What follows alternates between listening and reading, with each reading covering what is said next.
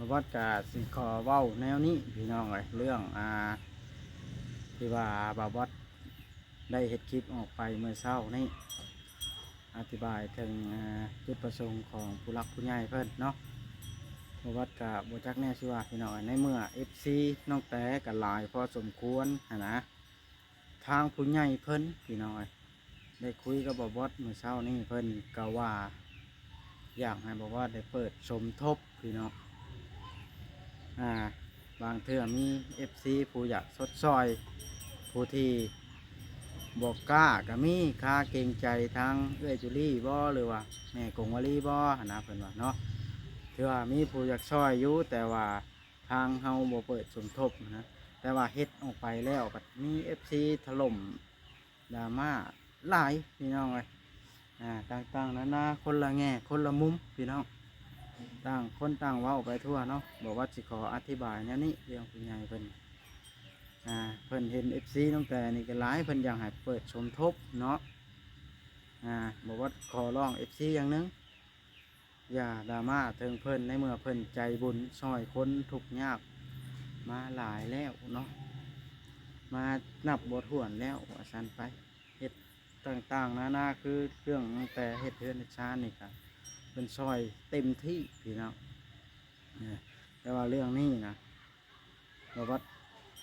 เปิดชมทบนี่กะบวัดได้ปรึกษากับเพิ่นแล้วนะเพื่อมีผู้ใจบุญอยากสดช่วยแต่ว่าบวัดขอFCขอร้อง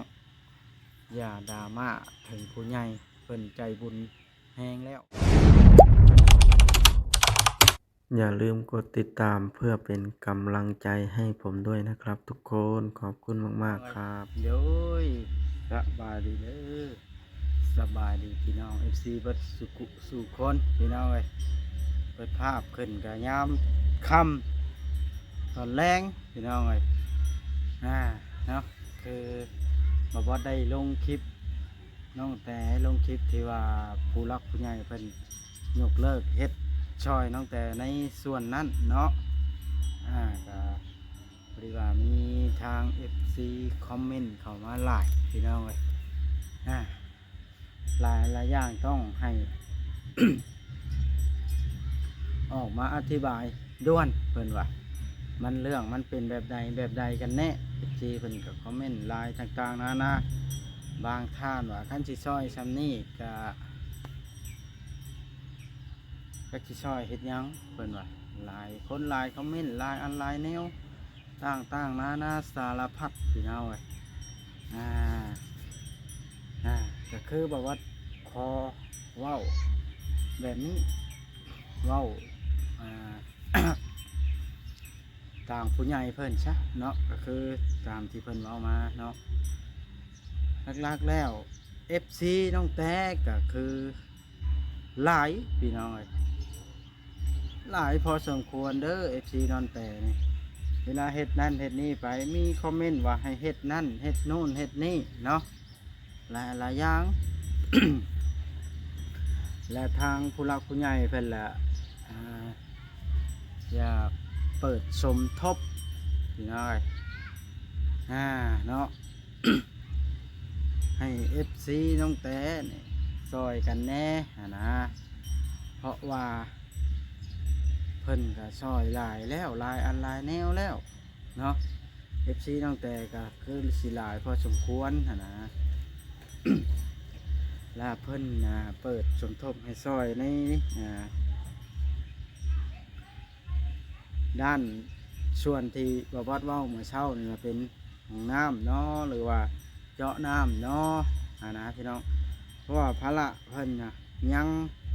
เฮือนแม่ตู้แก้วอีกเดี๋ยวนี้อีกหนึ่งหลังอย่างเฮือนครัวก็ยังบ่ทันแล้วซ้ำ เป็นครัวน้องแต่เพิ่นเฮ็ดให้ชำนั่นก็ถือว่าสาธุย่อมือแล้วพี่น้องเลย เนาะจะสิว่าในใดละพี่น้องเลยลงคลิปไปกันหลายคอมเมนต์จนบ่จักแน่สิว่าไปคนละแง่ละมุมบ่เข้าใจพี่น้องเลยผู้เข้าใจแน่ผู้บ่เข้าใจแน่เนาะจะสิว่าในใดละที่บ่บด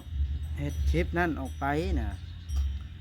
บ่แม่นว่าผู้ใหญ่เพิ่นบ่มีเงินเพิ่นอยากให้ FC น้องแต่FC น้องแต่น่ะสดช่วยกันพี่น้องเอ้ยเพราะว่ามันก็ว่าง่ายนะ FC น้องแต่มันก็หลายพอสมควรหั่นนะเนาะมีแต่ผู้เม่นบอกให้เฮ็ดนู่นนั่นนี่ เพิ่นก็เลยอยากให้ช่วยกันพี่น้องเอ้ยเนาะคนละเล็กละน้อยถ้าเกิดว่าผู้ที่ยังหักแพงน้องแต่ก็อยากให้ช่วยแน่เนาะหรือว่าน้องแต่บ่มีบุญแล้วก็ถือว่าเบิดบุญพี่น้องเอ้ยหมู่จังแน่สิว่าทางบ่บอดก็ได้เนาะเพราะว่าผู้รักผู้ใหญ่บ่บอดสิขออธิบายเรื่องผู้ใหญ่หน่อยนึงเพิ่นได้บอกบ่บอดมาว่าให้บ่บอดนี่ลองเปิดสมทบเบิ่งเด้อเผื่อมีผู้อยากช่วยเพิ่นว่าในด้านห้องน้ำบ่หรือว่าเจ้าน้ำบ่นะอะไรประมาณนี้แหละพี่น้องเนาะก็บ่อยากให้บูลลี่ดราม่าทางผู้ใหญ่เพิ่นเพราะว่าเพิ่นก็เต็มที่แล้วพี่น้องแล่นเต้นแล่นช่อยควรคูแนวสังเกตเบิ่งตั้งแต่ต้นซะทางด้านแม่กงวลีเพิ่นแห่งอันนั้นพี่น้องซอยเทือนอยู่บ้านโน้นสันกะพอแห้งแล้วนำมาซอยพี่อีกกับเอื้อยจูลี่เพิ่นนะพี่น้องซอยกันจักสิว่านะพี่น้องเบิดคำสิเปรียบจังแน่สิว่าเนาะมาวัดกระดาษกันได้เว้าไปกะปัดโดนดราม่าลงซ้ำว่ามาวัดคือคนเมาเหล้าว่าสั่นต่างๆนาคือคนบ่เต็มสารพัดเว้าไป14ก็ได้มาวัดเมื่อเช้านี้มาวัดหากระตื่นนอนใหม่พี่น้องเลยออกมาเว้าคลิปมันยังเช้าอยู่เด้เมื่อเช้านี่เนาะจักสิว่านั่นได้แล้วแต่ผู้สิคิดพี่น้องเอ้ยเฮากะทำในสิ่งที่เฮาควรทำเป็นในสิ่งที่ควรเฮาเป็นเฮากะง่ายจะทำงานเลี้ยงครอบครัวลูกเมียเฮากับ2 คน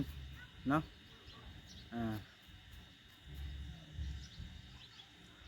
เรื่องของเรื่องบ่วัดขออย่างเดียวบ่อยากให้ดราม่าถึงผู้ใหญ่เพิ่นเพราะว่าเพิ่นเต็มที่แล้วสังเกตเบื้องรถว่าบ่เชื่อพี่น้องว่าเพิ่นบ่เต็มที่บ่หรือว่าแนวใดนะสาเหตุที่เพิ่นนั้นอยากเปิดสมทบนี่ก็เพื่อนตุ๊กแก้วก็ยังบ่ได้เริ่มซ้ำพี่น้องยังบ่ได้เริ่มขึ้นซ้ำเพิ่นก็บอกมาคือกันตัวนี้ก็ได้เพิ่นบอกมาว่าถ้าเกิดว่าท่านใดอยากสมทบก็ยินดีนะเป็นสังกะสีมุ้งบ่หรือว่าเป็นแป้นเฮือนบ่คนละเล็กละน้อยเนาะแล้วก็เป็นไม้บ่เนาะไปอยากช่วยในตัวใดก็ยินดีอันนั้นก็ได้ช่วยกันเพิ่นก็บ่ได้ว่าหยังเพราะว่าเป็นหยังเพิ่นยังบอกให้เหตุนั้นเพิ่นก็คิดว่าแบบนี้คิดว่า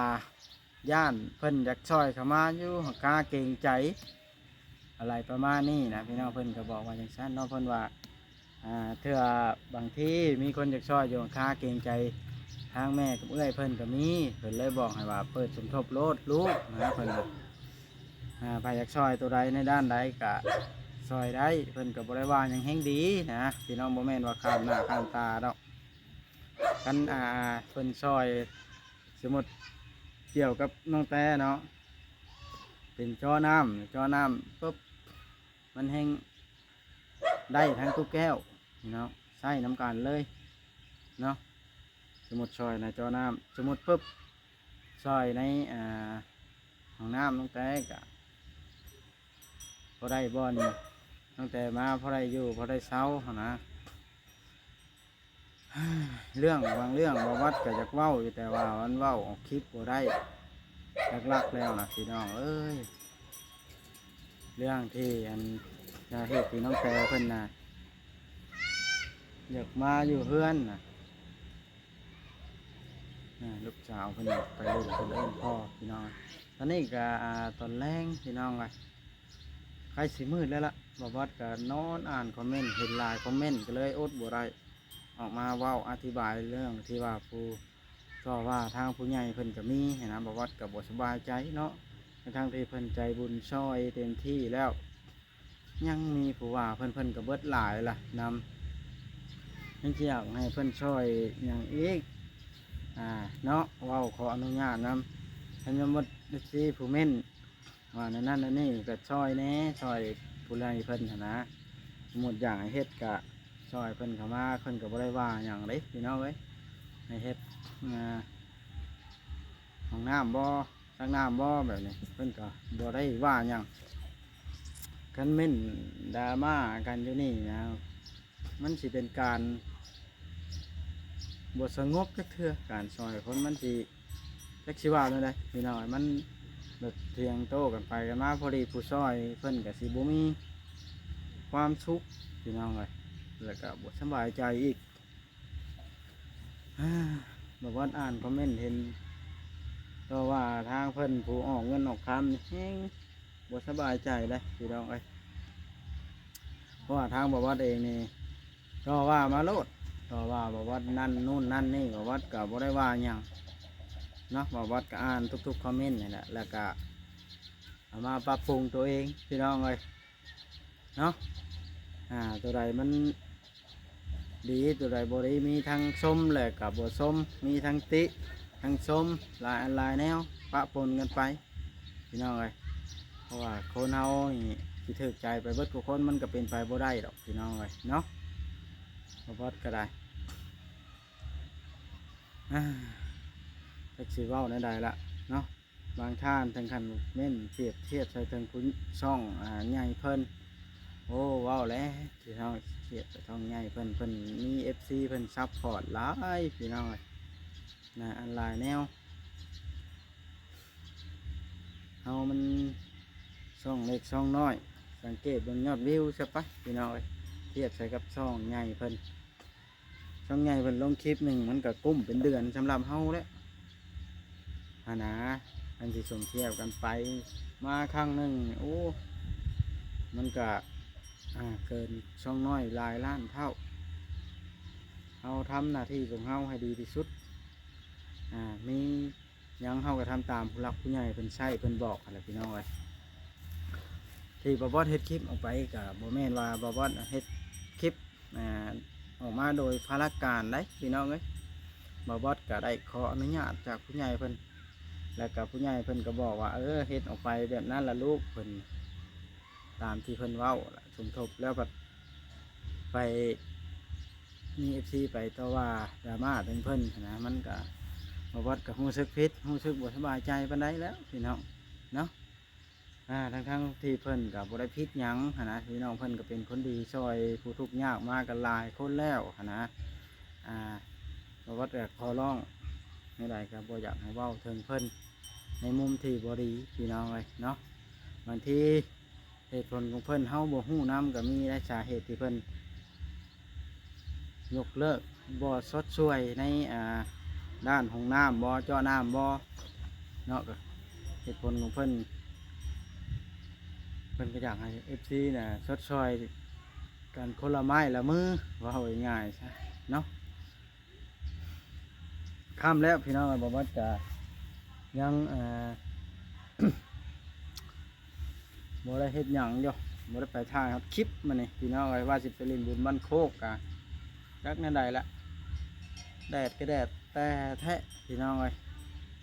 แดดแท้แดดว่าโพดโพไปทางใดกันยากลำบากน้ำแดดนี่แหละกันเสียงแต่รถใหญ่ไปตีนคิงบ้านหนึ่งมันก็บวกุ้มหัดขาไป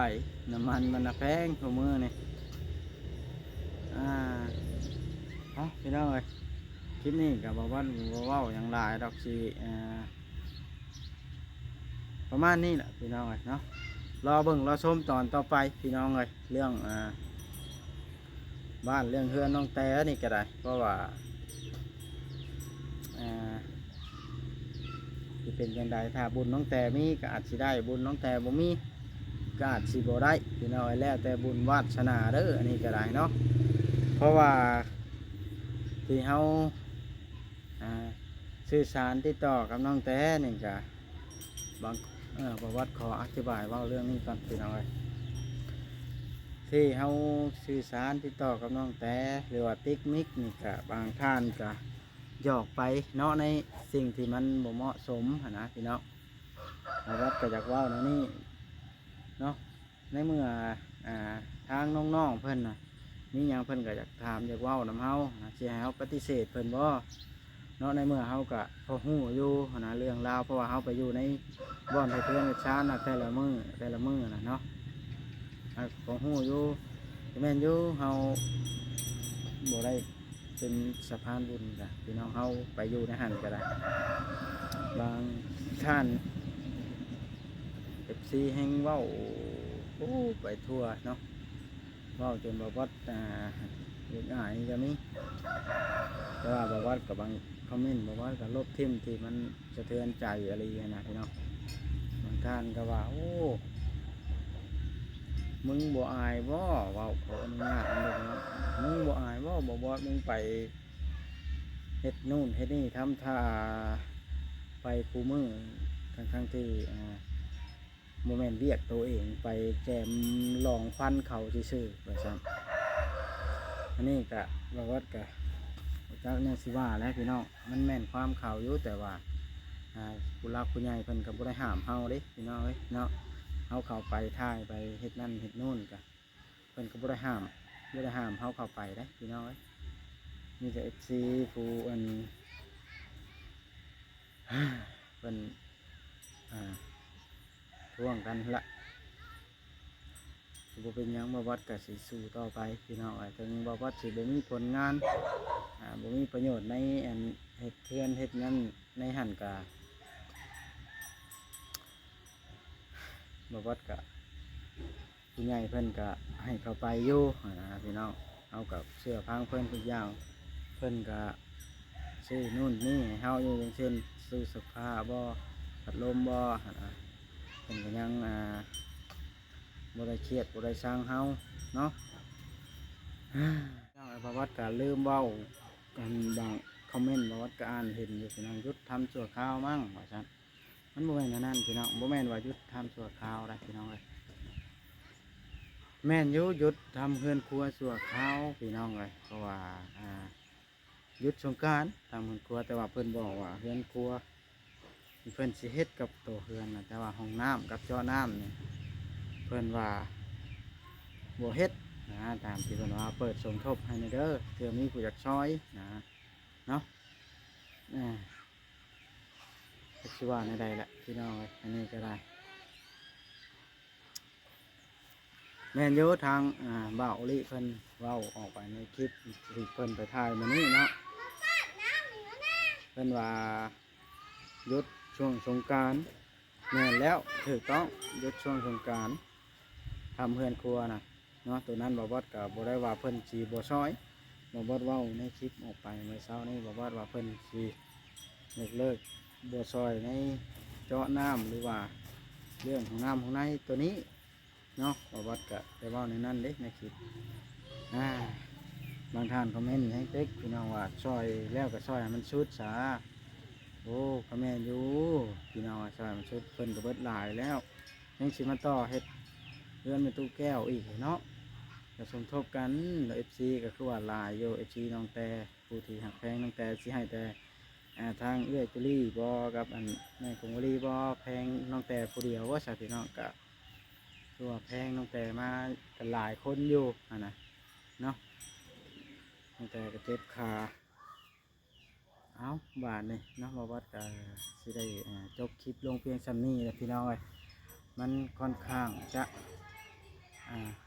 ค่ำมืดเติบแล้วได้พี่น้องตอนนี้เนาะมืดสลาสลีนะพี่น้องเริ่มเบิ้งบ่เห็นลายมือเส้นใหญ่แล้วแต่ว่าอยู่กล้องมันอาจจะแจ้งเบิ้งสิเด้คันเปิดเลนไว้แห้งมืดกว่านี้พี่น้อง ในใต้พายของน้ำเลยบวัดก็ได้เปิดเลนวายมันมืดแหละพี่น้องเลย